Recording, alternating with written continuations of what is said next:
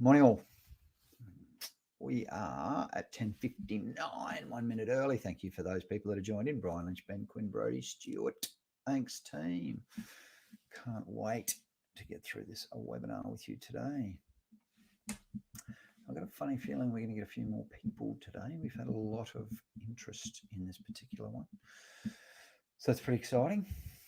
And as we get closer to 11 o'clock, which we will in 20 seconds, I'm going to hit the start button in my head, even though we've already started, and we'll kick into action. We'll talk about why safety leadership is a thing and what it's really all about, and how leaders can benefit by really understanding what safety leadership is. Joe Paddy, thanks for joining in. And there we go. So a good meeting starts on time, as does a good webinar. Let us get going, team. Could you please, in the chat box, please just make sure you let me know if you can hear me. Can everyone hear me coming through loud and clear? Please put a yes in the chat box if you can. I am hoping you can. Please just give me a white. Yes, thanks, Joe. Good stuff, mate. I was going to clap then next to the microphone, which would have busted someone's eardrums. Let's get our game on. Safety leadership, is it a thing? And Brian Lynch, thank you, champion.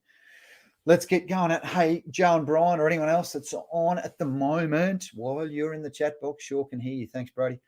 Could you do me a favor, please, team, and please stick in the chat box what you'd. Oh, thanks, Stacey. Great to have you on. I can't see the participant names at the moment.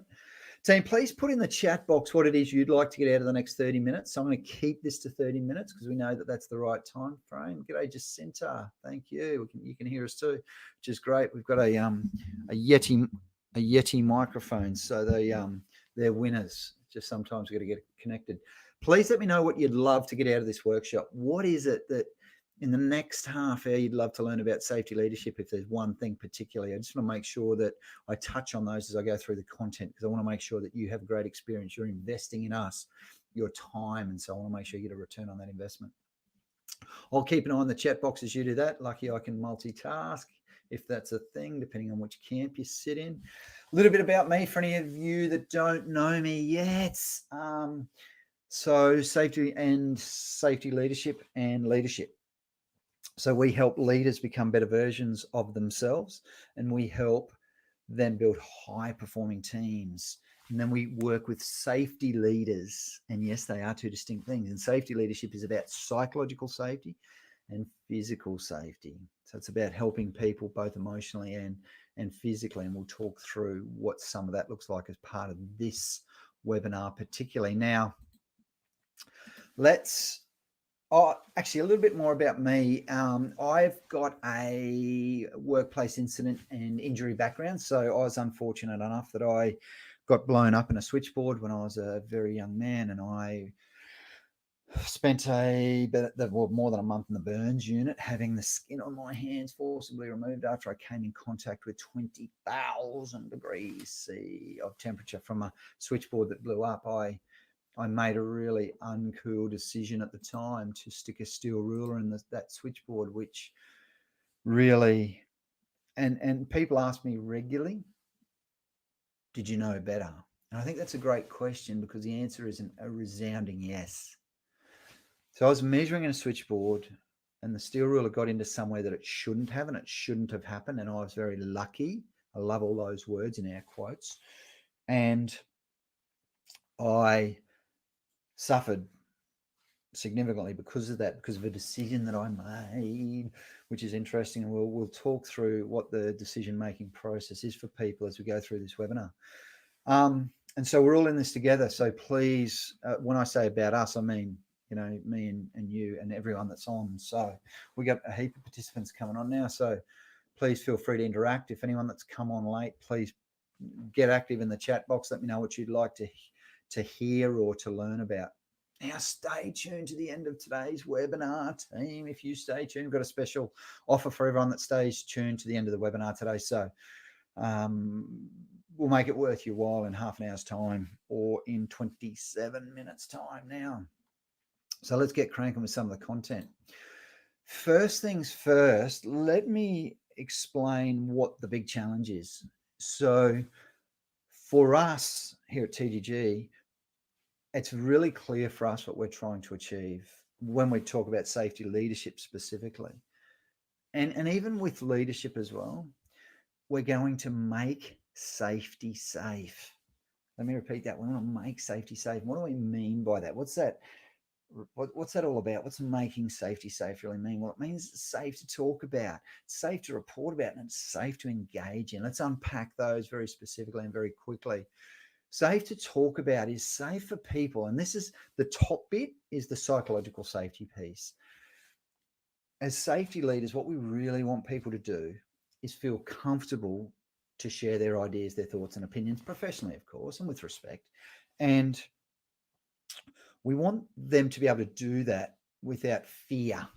So fear is a big thing when it comes to psychological safety. So people don't say what they feel. They're too afraid to stop a job. They're too afraid to share what's going on for them with their leaders for fear of retribution, for fear of resentment, or even their team members, their peers.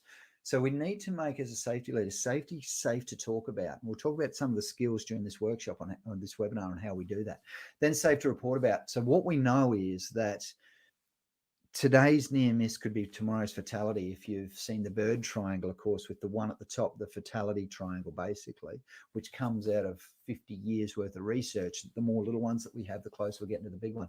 And Bird, in his research, he said that it's very specific. This amount of near misses means this many first aids, means this many medical treatments, means this many LTIs, means the fatality. I take a slightly different view for anyone out there listening. I say that today's near miss could be tomorrow's fatality. We might skip a few levels. That's why it's really important to be able to report. And again, people need to feel comfortable and safe to report, and then safe to engage in. So the safety leader's job, or the leader's job in 2021, is a facilitator. It's a facilitator as a leader.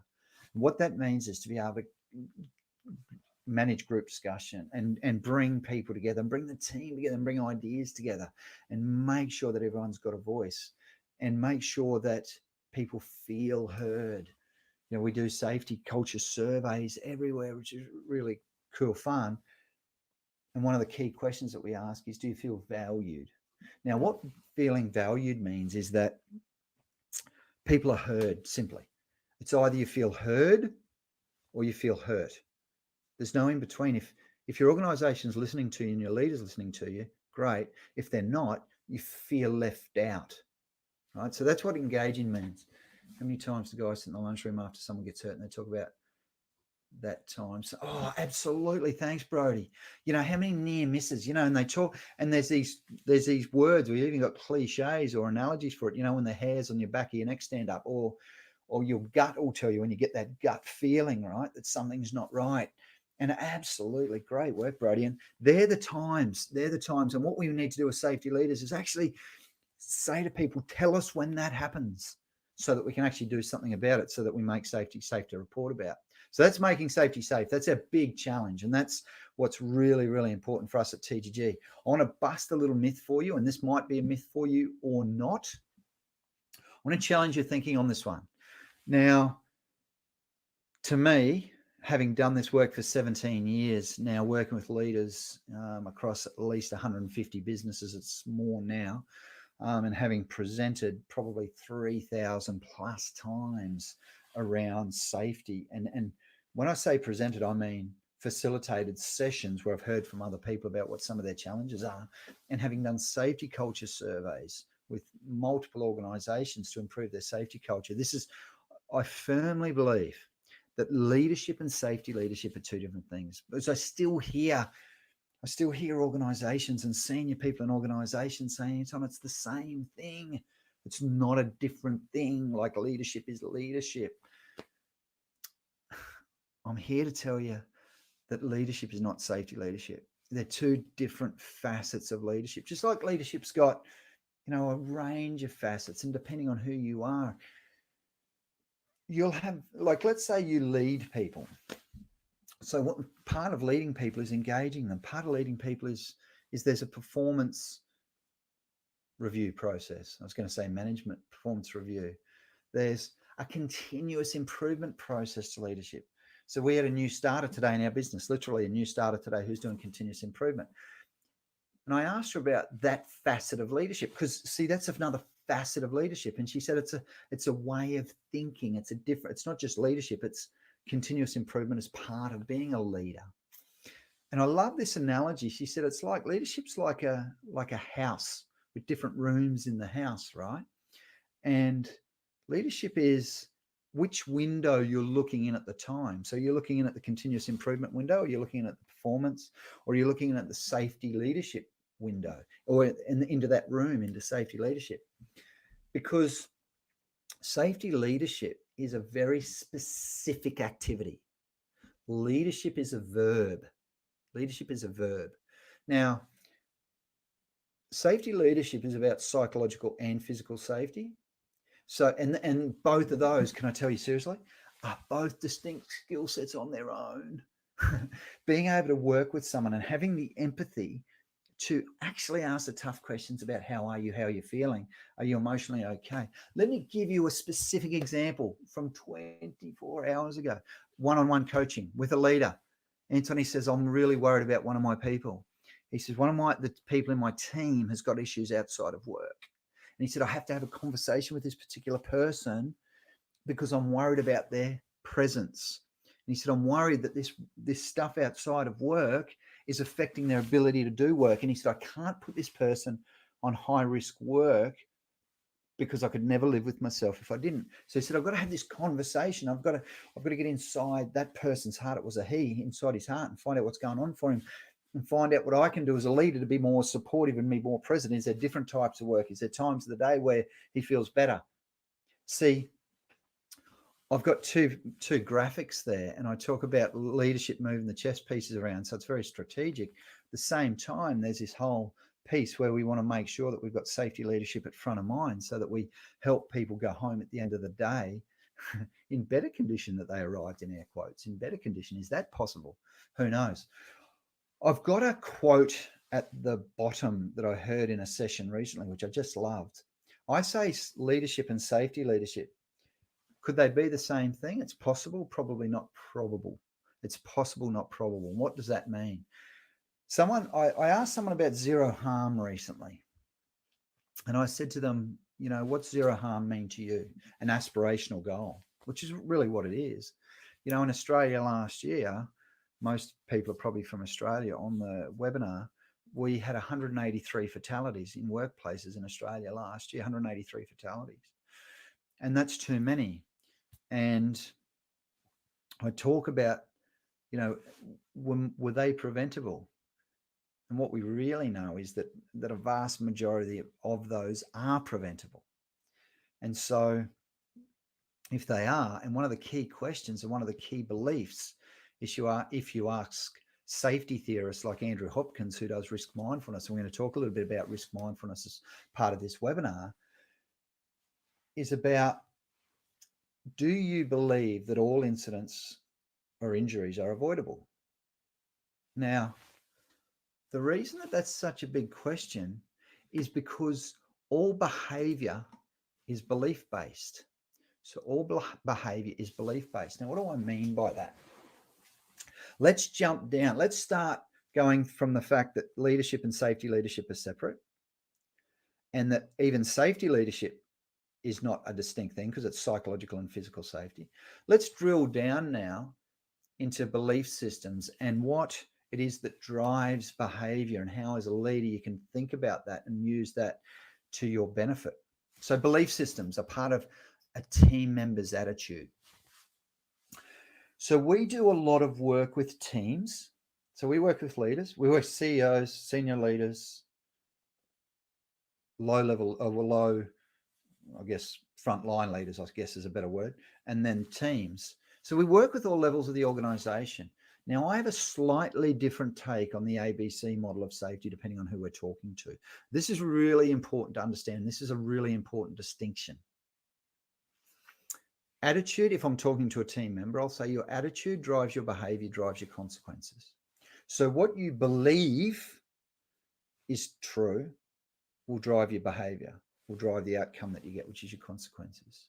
So then we use some examples, and I've got a safety book that I've written, and that safety book was written about the beliefs that people have that will drive the wrong type of behavior. That book's written about the beliefs that people have around safety that will drive the wrong type of behavior. It takes too long. It's not my job, etc., etc., etc. Now, we don't hear a lot of that. And I'm going to say that those negative beliefs, limiting beliefs, are somewhat more distant, or we hear them less than we used to. There's some more positive beliefs and attitudes towards safety in 2021 that there have been over time, and that's been growing over time. And some of the positive beliefs are that it's worth time, that I've got time, that it's about us, not me. We're starting to hear what we call interdependent speak. Interdependent. So if you go to the Bradley curve, so the DuPont-Bradley curve, DuPont really understood what it took to reduce incidents and injuries, and that's part of a safety culture. What we mean by safety culture is common beliefs and attitudes, not individual, common. So if culture is the way we do work here, what drives that? So it's the behavior. What drives that? Well, it's the attitude and the belief of everyone in the organization or in the team, because teams have subcultures of an organizational culture. And remember, if those beliefs are positive about safety, we're in this together. I've got your back. I'm going to take the time. I'm going to use the systems for the intent that they're designed to be used. If that's the sort of speak that you've got, and we speak interdependent, guess what? You'll be getting the right safety behavior, and you'll know that because you'll feel it from your team. Now, when we do safety leadership training, very, very specifically safety leadership training, not leadership training, because we do that. We also do very specifically safety leadership training. Why? Because it's important. Because it's not just leadership, it's a different element. It's a different skill set. Good morning, Anton from Murray. Hey, Murray, how are you, mate? Great to see you. Thanks for jumping on. If I'm talking to a leader, this is the key distinction on this slide that I'd love you to pick up on. And you're all on here because you're really interested in safety leadership specifically and how you can influence behavior, because that's what leadership is. If I'm talking to safety leaders, and part of our safety leadership training is understanding the concept of antecedents. Now, what do I mean by that? This is team leader speak for what's driving a behavior. Now, the word antecedents comes out of psychology, and what it's about is it comes out of the element of psychology called behavior modification. So at the end of the day, as safety leaders, what we're trying to do is we're trying to encourage, we're trying to inspire, we're trying to motivate safe behavior. And yes, we can do that with recognition and conversations, and we'll drill down into some of the skill sets that allow us to do that as safety leaders. Here's the thing around ABC of safety. Attitude drives behavior. I get that from a team member perspective. When it comes to behavior modification, there is a specific trigger. There is a trigger that changes a behavior, that changes a response, that will, in people's minds, allow them to put something else. See, decision-making is what this is all about. The B is decision-making. What is your employee, what is your team member's priority in the moment? Is it their personal safety, or is it something else? Production, time, whatever. Here's the challenge for you as a safety leader. And this is what we train, because this is the element, this is the thing, this is the thing that makes the difference. If you can identify what the antecedent is that will get someone, even though they know it's unsafe, even though they'll be willing to take a risk to put something else above their personal safety. Let me take it out of the safety space, because this is a big concept to understand, to unpack, and I want to unpack it very, very quickly. So and I'll give you my personal experience as, in air quotes, as an overeater. I don't diet well if there's junk food in the cupboard, right? So if there's junk food in the cupboard, I have very, very low self-control, especially by the end of the day when I've made so many decisions during the day. And willpower is a finite resource. And by the time I get to about 9 o'clock at night, and especially if I've trained at night, if I'm hungry going to bed, instead of having a glass of water or a cup of green tea or something else that would energize my body or even relax my body for sleep, I'll go to the junk food, right? Which just does not help. So to remove the junk food, so the junk food is the antecedent, right? Remove the junk food, remove the temptation. So now let's bring that back to a safety space, to the safety space. What's the antecedent? Now, in general terms, after 17 years of doing this work, let me tell you this, that the antecedent for safety and for safe behavior is generally not something that's there. So it's generally not the junk food, a thing. It's generally something that is not there. Let me repeat that again. An antecedent for unsafe behavior is generally something that's missing.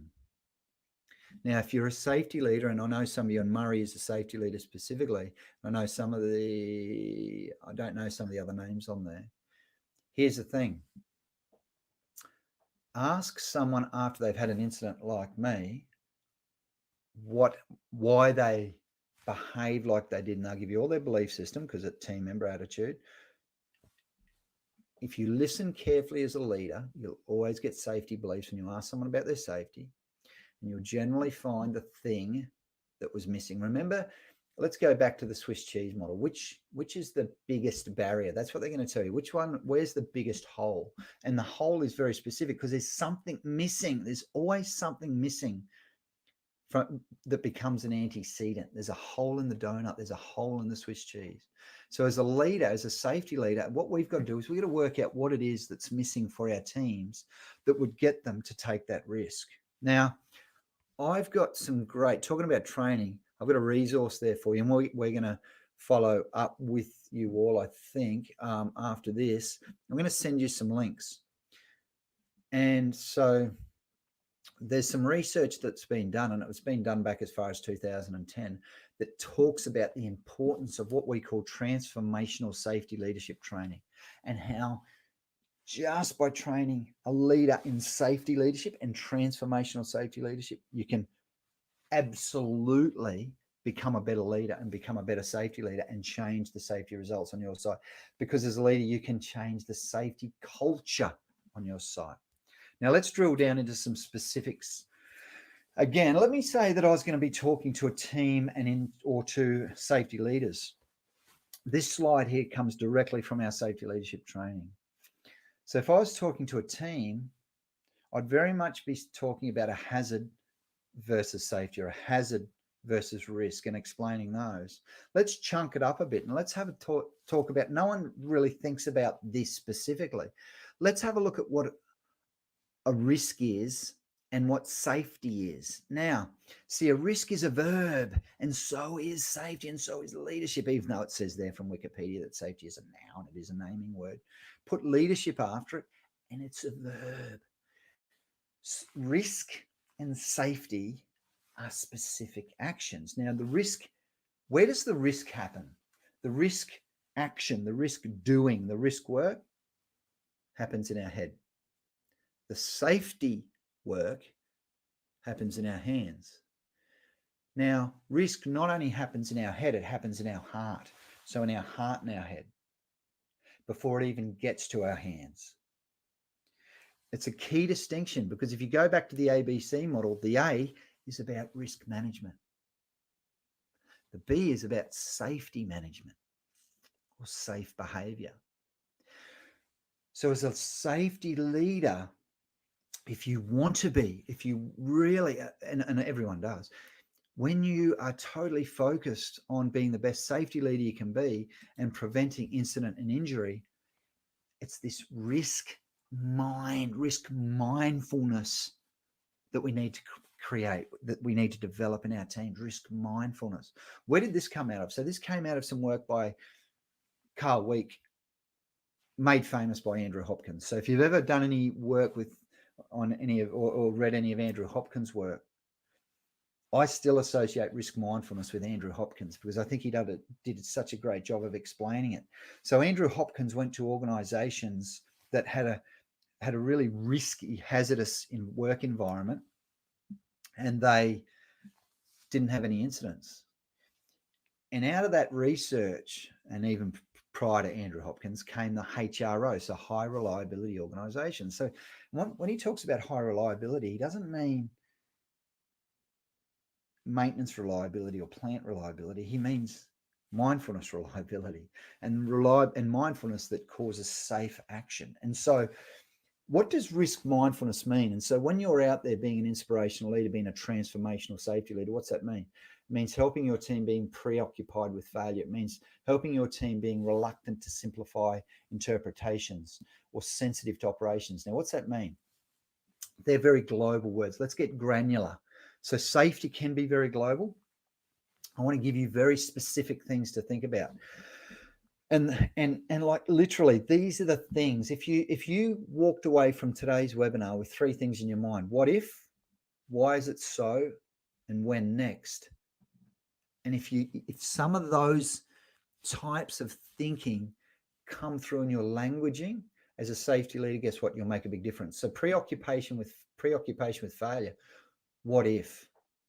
Always be asking the question, what if? Risk mindfulness has these 2 words in it called chronic unease. And I get chronic unease, and I think chronic unease is important. It's one thing that I'd probably challenge Andrew Hopkins on, is because I don't want my team to walk around chronically uneasy. What I want them to walk around, because they'd be freaking out all the time, I want them to have a sense of what could go wrong, constantly. What if? Always be asking the question, what if? Reluctance to simplify interpretations. If you ever hear that we've always done it this way before, if you always hear that it's just a naturally wet mine, which they said at Gretley Mine as water was coming in through a coal face.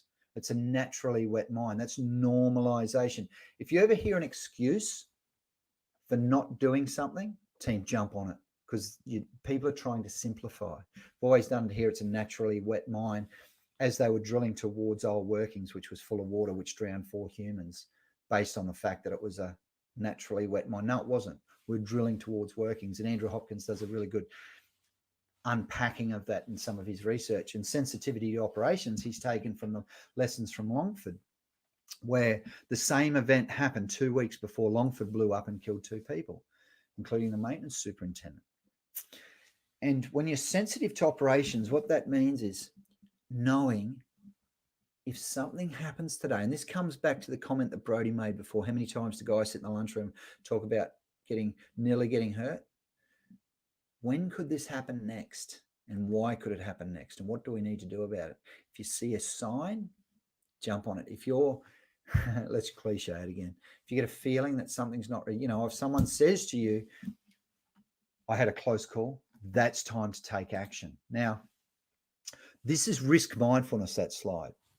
And it's really around facilitating a discussion with all of your teams, facilitating a discussion one-on-one, and facilitating a discussion with your team as a whole. The slogan catchphrase I continually promote is, thanks, Joe, let your actions be the reason you arrived home safe today, not luck. Mate, give yourself a pat on the back. That's absolutely right. Don't be lucky. I love the word lucky, mate. I heard it so many times in my recovery. Geez, you were lucky. No, I wasn't lucky. I did something silly. I made a bad decision that nearly ended my life.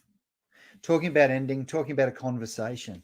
I would love for you to stick in the chat box right now just a quick Y or a yes if you'd like some more further information about this. And we're going to reach out.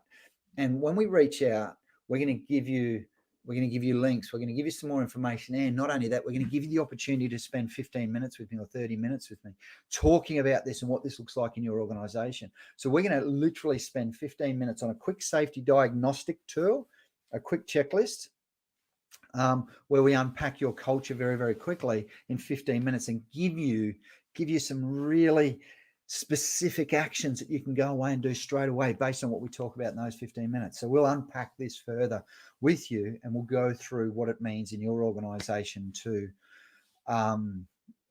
be a strong safety leader and encourage strong safety leadership in your organization.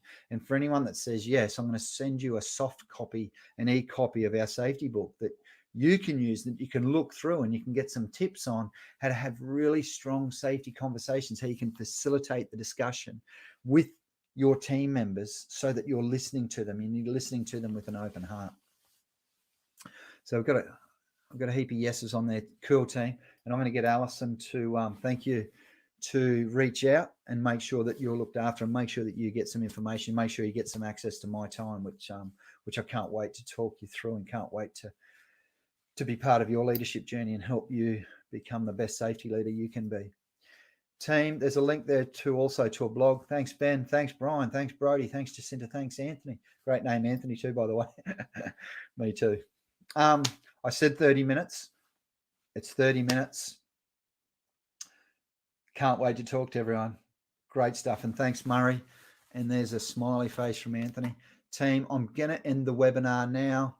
I think if you keep putting a yes in, Alison, we'll keep getting those even on the replay. And they can send us an email at the team at the Guinea Group.